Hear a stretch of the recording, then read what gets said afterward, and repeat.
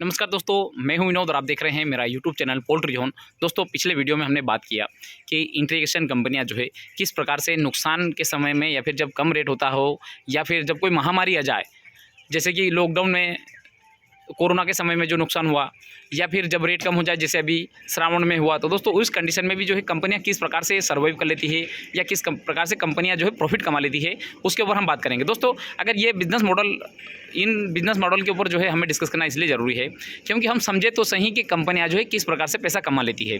तो दोस्तों, अगर इस प्रकार से अगर बिजनेस मॉडल एक बार अगर हमें समझ में आ गया तो हमें जो है किस प्रकार से आगे पोल्ट्री इंडस्ट्री में आगे बढ़ना है, किस प्रकार से पोल्ट्री इंडस्ट्री में काम करना है और पैसे कमाना है, उसके ऊपर जो है हम सोच सकते हैं और उसके ऊपर हम काम करके और हम भी पैसे कमा सकते हैं। तो दोस्तों, हमारे लिए महत्वपूर्ण ये है कि हमें बिजनेस मॉडल समझना है। दोस्तों, हमने जो है बात की, चाहे आईबी हो, सुगना हो, वेंकीस हो, सिमरन हो, शालीमार हो, या फिर जो भी क्षेत्रीय कंपनियां हो, वो सारी कंपनियां जो है किस प्रकार से काम करती है। तो पहले हमने जो बात की कि वो डेली जो है मार्केट में डील करती है, क्योंकि अब हमारे साथ में क्या होता है कि जिस दिन हमारे पास में, अब चूँकि 4000 बर्ड का फार्म है, हमने जो है 4000 बर्ड एक या 2 दिन में बेच दिया। अब उस टाइम पे हम फ्री हो गए। अब मान लीजिए रेट बढ़ रहा है, अब हमें क्या पता अगले दिन रेट बढ़ जाएगा। तो दोस्तों, उस कंडीशन में जो है हम चाहे कम रेट में बेच दें या चाहे ज़्यादा रेट में बेच दें, किंतु हमारे पास में फार्म एक ही दिन में जो है माल एक ही दिन में खाली हो जाता है। इसके कारण जो है अब हमें जो होने वाला प्रॉफिट वो एक ही दिन होता है। तो होने वाला प्रॉफिट हो या फिर नुकसान, हम जो है आने वाले भविष्य में जो होने वाला फ़ायदा हो या नुकसान हो, उससे हम जो है वंचित रह जाते हैं। हम जो है उसमें डील नहीं करते, हमारे पास में माल ही नहीं होता। तो दोस्तों, इसके कारण जो है हमारे नुकसान का एक महत्वपूर्ण कारण ये भी है।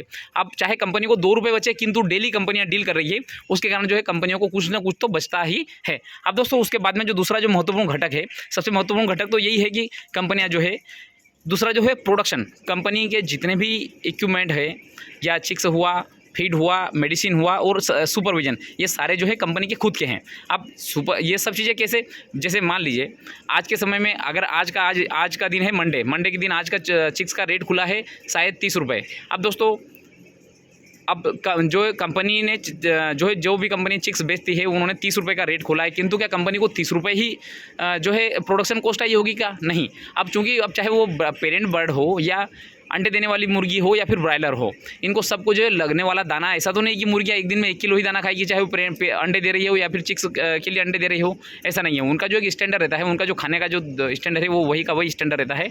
बस उनसे जो निकलने वाला जो अंडा जो है, वो जो हैचिंग एग रहता है, वो उसको जो है हम आसानी से चिक्स में कन्वर्ट कर सकते हैं। तो दोस्तों, मेरा कहने का सिर्फ इतना सा तात्पर्य है कि अगर आज 30 रुपये रेट है तो कंपनी को 30 रुपये ही खर्चा नहीं लगा होगा, कंपनी को खर्चा लगा होगा 10 रुपये, 12 रुपये या 15 रुपये। कंपनी को अंडे के पीछे खर्च लगा, एक चिक्स के पीछे खर्च लगा हुआ होगा, क्योंकि हम जो है ये कंपनियां जो है करीब लाखों में डील करती है, लाखों अंडे एक साथ में हेज करती है, लाखों अंडे जो है एक साथ में डिस्पैच करती है। तो दोस्तों, मैं सिर्फ जो चिक्स का जो अगर आज का मान लीजिए रेट 30 रुपये है, तो कंपनी को जो है वो 15 रुपये में ही मिलेगा। तो दोस्तों, एक तो कंपनी जो है चिक्स में हमेशा उसको कम में मिलेगा, तो अपना खुद का चिक्स है तो उसके कारण जो है उसको कम में मिल गया।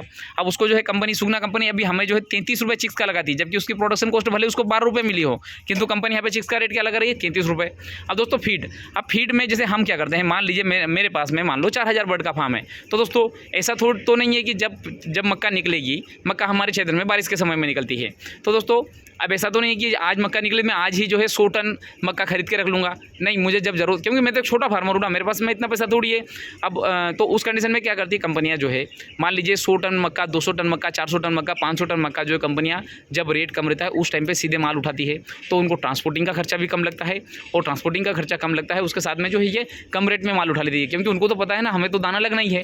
तो दोस्तों, उस कंडीशन में जो है कंपनियां कम रेट में मक्का उठाएगी, कम रेट में जो डीओसी, सोया डीओसी लेगी, कम रेट में दूसरे जो है सामान, जो मेडिसिन वगैरह लेगी। तो उस कंडीशन में जो है उनको जो दाने की जो कॉस्टिंग है वो भी हमसे जो है, मान लीजिए हमें जो है आज के समय में 40 रुपये दाने की कॉस्टिंग आ रही है, तो कंपनी को दाना वो 25 रुपये में पड़ेगा, या फिर कंपनी को दाना वो 26 रुपये में पड़ेगा, क्यों कंपनी कम से कम इतना तो मार्जिन रहेगा कंपनी और हमारे बीच में।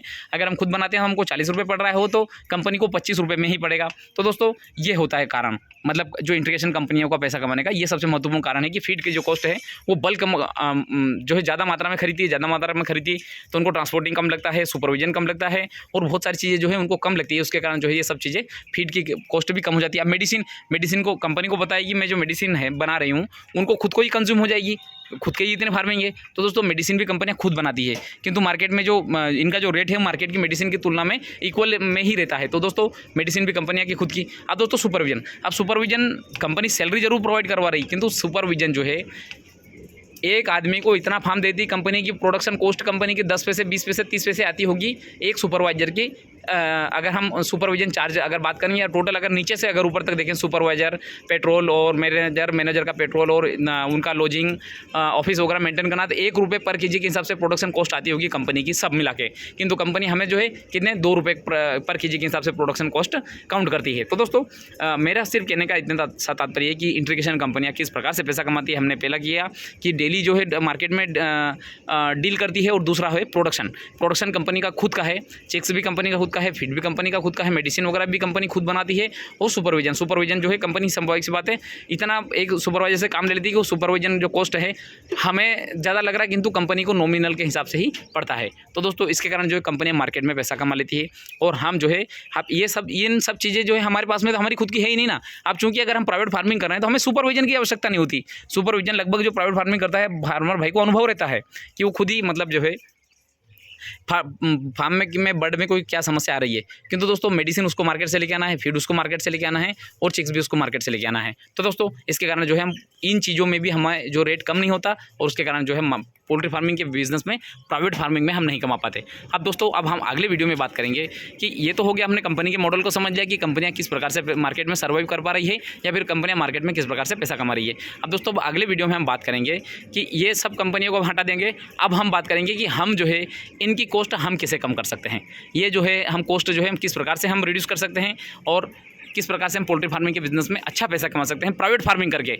अब हम आगे जो बात करेंगे वो सारी बातें जो है प्राइवेट फार्मिंग को लेकर ही करेंगे। तो दोस्तों इसी के साथ मैं वीडियो समाप्त करना चाहूँगा। धन्यवाद।